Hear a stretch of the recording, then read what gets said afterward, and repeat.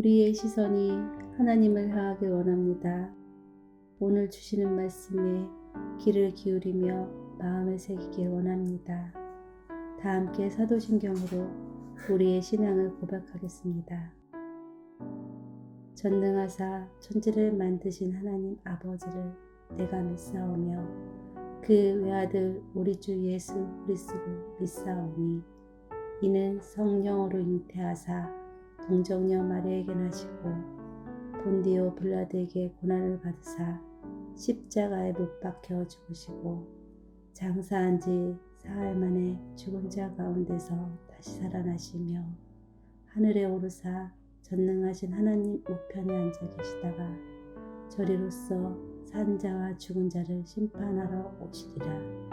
성령을 믿사오며 거룩한 공예와 성도가 서로 고통하는 것과 죄를 사하여 주시는 것과 몸이 다시 사는 것과 영원히 사는 것을 믿사옵나이다. 아멘.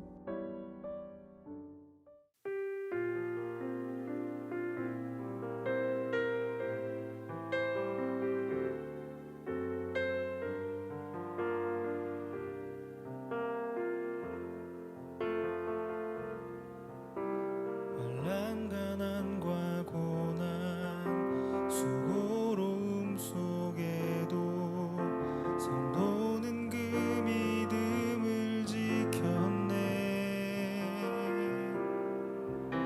주를 섬기는 일에 자신을 다 드리며 진리의 말씀과 성령으로 그 길을 걸었네. 그리스도 안에서 새롭게 하시고 그리스도로 인하여 자유케 되었네. 우리는 무명하나 유명한 자요 죽음의 위기 속에도 참 생명 가졌고 근심하나 기뻐하며 가난하나 다른 이를 부욕해 하는 자로다. 그리스도 안에서 새롭게 하시고 그리스도로 인하여 자유케 되었네. 우리는 무명하나 유명한 자요 죽음의 위기 속에도 참 생명 가졌고 근심하나 기뻐하며 가난하나 다른 이를 부욕해 하는 자로다. 모든 것 가진 자로다.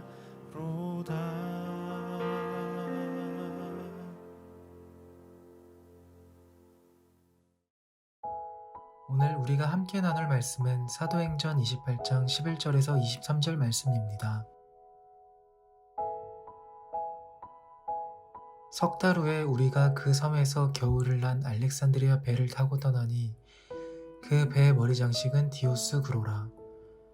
수라구사에 대고 사흘을 있다가 거기서 둘러가서 레기온에 이르러 하루를 지낸 후 남풍이 일어나므로 이튿날 보디올에 이르러 거기서 형제들을 만나 그들의 청함을 받아 이레를 함께 머무니라. 그래서 우리는 이와 같이 로마로 가니라. 그곳 형제들이 우리 소식을 듣고 아비오 광장과 트레이스 타베르네까지 맞으러 오니 바울이 그들을 보고 하나님께 감사하고 담대한 마음을 얻으니라. 우리가 로마에 들어가니 바울에게는 자기를 지키는 한 군인과 함께 따로 있게 허락하더라. 사흘 후에 바울이 유대인 중 높은 사람들을 청하여 그들이 모인 후에 이르되 여러분 형제들아 내가 이스라엘 백성이나 우리 조상의 관습을 배척한 일이 없는데 예루살렘에서 로마인의 손에 죄수로 내어준 바 되었으니 로마인은 나를 신문하여 죽일 죄목이 없으므로 석방하려 하였으나 유대인들이 반대하기로 내가 마지못하여 가이사에게 상소함이요 내 민족을 고발하려는 것이 아니니라. 이러므로 너희를 보고 함께 이야기하려고 청하였으니 이스라엘의 소망으로 말미암아 내가 이 쇠사슬에 매인 바 되었노라. 그들이 이르되 우리가 유대에서 내게 대한 편지도 받은 일이 없고 또 형제 중 누가 와서 내게 대하여 좋지 못한 것을 전하든지 이야기한 일도 없느니라. 이에 우리가 너희 사상이 어떠한가 듣고자 하니 이 파에 대하여는 어디서든지 반대를 받은 줄 알기 때문이라 하더라. 그들이 날짜를 정하고 그가 유숙하는 집에 많이 오니 바울이 아침부터 저녁까지 강론하여 하나님의 나라를 증언하고 모세의 율법과 선지자의 말을 가지고 예수에 대하여 권하더라. 아멘. 반갑습니다. 오늘 사도행전 28장 11절부터 23절을 중심으로 사명이라는 주제의 말씀을 함께 나누겠습니다.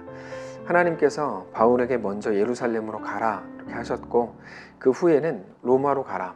그래서 로마 황제 앞에서 예수님의 죽으심과 부활을 증언하라 이렇게 말씀을 하십니다. 바울은 이제 사명을 받았기 때문에 빨리 로마로 가야 됩니다. 근데 오늘 본문을 보시면 바울이 곧 로마 황제에게 가거나 그렇게 하지 않고 마치 아무 목적지도 없는 사람처럼 오늘 본문 속에 그렇게 그냥 쭉 있더라는 것이죠. 11절인데요. 석 달 후에 우리가 그 섬에서 겨울을 난 알렉산드리아 배를 타고 떠나니 그 배의 머리 장식은 디오스구로라. 쌍둥이 신 형상입니다. 12절 수라구사에 대고 사흘을 있다가 거기서 이제 3일을 지냈다는 거죠. 거기서 둘러가서 레기온에 이르러 하루를 지낸 후 남풍이 일어나므로 이튿날 보디올에 이르러 다시 레기온이라는 곳에 도착해서 하루를 지냈고 그때 마침 남풍이 불었는데 그 다음날 보디올에 도착했고 그리스도인들을 만납니다. 14절 거기서 형제들을 만나 그들의 청함을 받아 이래를 함께 머무니라. 그래서 우리는 이와 같이 로마로 가니라. 그러니까 빨리 로마로 가서 황제를 만나고 복음을 전하고 그래야 될 것 같은데 마치 아무런 목적지도 없는 사람처럼 여유를 부리고 있는 듯한 그런 느낌을 준다는 거죠. 자, 로마로 갔으면 황제를 만나야죠. 다른 것들을 뭐하러 기록합니까? 하나님이 주신 사명이 로마 황제 앞에 서라는 거였는데요. 근데 바울은 하나하나 행합니다. 그거를 또 옆에 있었던 누가는 잘 기록을 합니다. 여기에서 굉장히 중요한 영적 원리를 우리가 발견할 수 있는데 로마로 가라고 하는 사명을 받았으면 이제는 나머지 아무것도 아닌 게 됐고 로마, 황제, 사명 이게 전부여야 되는 게 아닌가라고 생각을 하는데 그게 아니고 거기까지 가는 모든 여정이야말로 하나님이 기대하시고 요구하시는 성도의 삶이라 이렇게 말씀하신다는 것을 우리가 확인을 하고 발견할 수 있어야 한다는 것이죠. 결국에 로마로 가라고 하신다면 로마로 가라고 하시는 이유는 뭘까요? 로마에 대단한 어떤 보물을 숨겨 놓으셨습니까? 거기에 가서 어떤 종을 딱 쳐야 그게 이제 사명을 완수하는 건가요?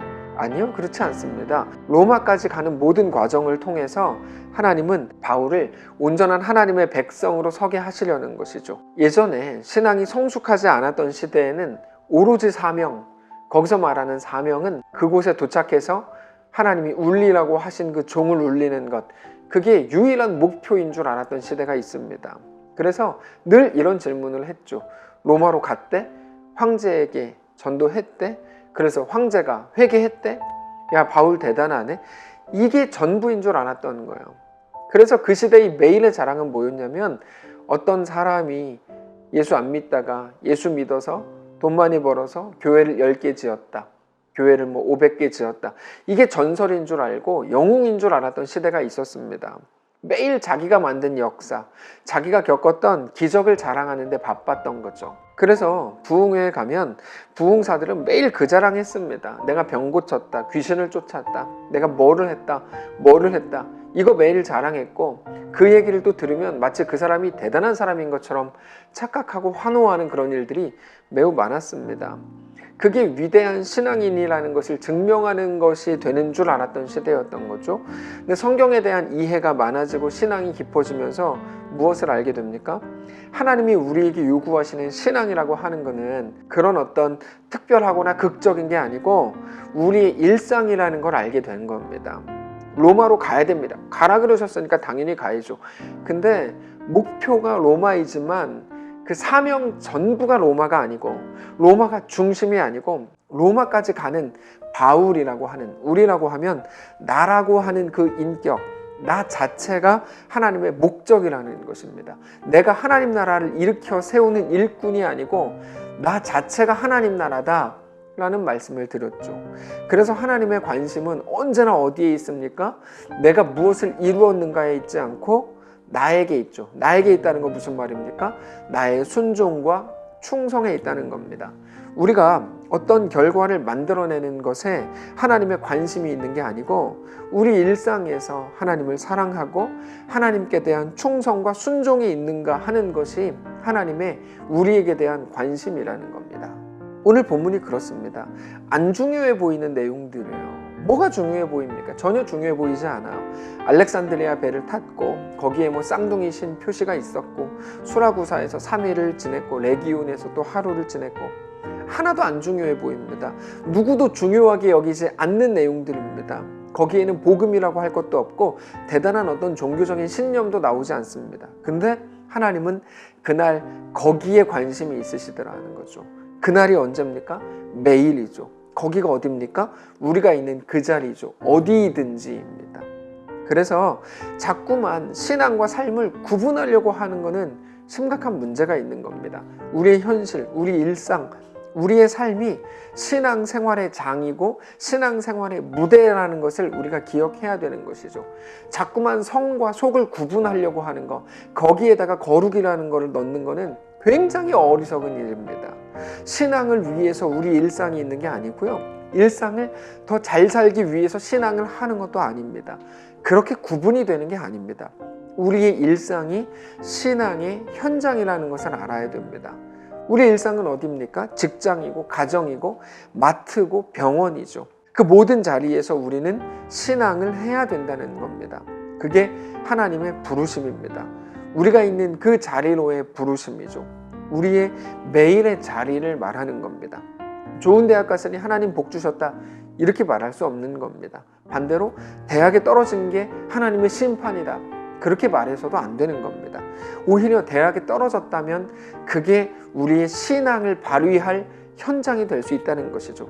우리는 그곳에서 신앙을 해야 되는 겁니다. 그 자리에서 그 감정 속에서 하나님을 믿고 하나님의 약속을 붙든 자로 거기 서 있어야 된다는 말입니다. 거기에서만 할 수 있는 고백, 만들어낼 수 있는 고백과 신앙의 신뢰, 성도에게 요구된 믿음이 있기 때문입니다. 그래서 어떻게 하십니까? 거기에서 우리에게 힘을 내도록 우리를 격려하시죠. 그게 15절입니다. 그곳 형제들이 우리 소식을 듣고 앞비오 광장과 트레이스 타베르네까지 맞으러 오니 바울이 그들을 보고 하나님께 감사하고 담대한 마음을 얻으니라. 자, 로마의 성도들이 바울을 맞이하러 옵니다. 가까웠기 때문일까요? 그럴 수도 있겠죠. 근데 이거는 최소 50에서 60km 이상 떨어진 곳까지 성도들이 온 겁니다. 그럼에도 바울을 맞이하러 오더라는 거죠. 여러분, 이게 감격적인 겁니다. 왜요? 바울이 승리했으니까 사람들이 이제 우러러보고 같이 자기들도 그 영광에 참여하려고 오는 걸까요? 아닙니다. 바울은 죄수의 몸으로 오고 있습니다. 사도행전이 끝날 때까지 로마 황제 앞에 서지도 못합니다. 그럼에도 로마의 성도들이 볼 때 바울이 완전히 승리자로 보이는 거예요. 그리고 그거는 하나님의 마음도 그와 같다는 것을 우리에게 보여주시는 거죠. 이게 하나님의 마음입니다. 바울은 하나님이 말씀하시는 곳으로 가고 있는 중입니다. 그게 순종이고 충성입니다. 근데 그의 현장은 어떻습니까? 죄수의 몸으로 끄트머리에 있는 자처럼 끌려가죠. 근데 그게 영광스러움이라고. 왜요? 성도의 영광은 순종과 충성이거든요. 그래서 바울의 영광스러움을 우리에게 자랑하시는 것이죠. 우리는 답답해서 앞이 보이지 않을 때 별의별 생각이 다 듭니다. 특별히 바울이 율리오와 함께 배를 탄 이후부터 계속 바다의 파도와 싸워야 됐고, 몰타섬에 갔을 때는 3개월 내내, 겨울 내내 거기서 허비해야만 했고, 하루라도 빨리 사명을 감당하고 싶은데 그럴 수 없는 현실 속에 있고, 중간에 계속해서 다른 도시들을 거치는 동안에 바울과 그 일행의 마음 속에 어떤 마음이 들었을까요? 회의감, 의구심, 의문, 이게 뭔가? 그리고 불안함. 여러분, 이게 뭔가라는 거는 성도들이 가질 마땅한 감정입니다. 이게 뭔가? 그 불안함이 끊이지 않고 생겨났을 겁니다.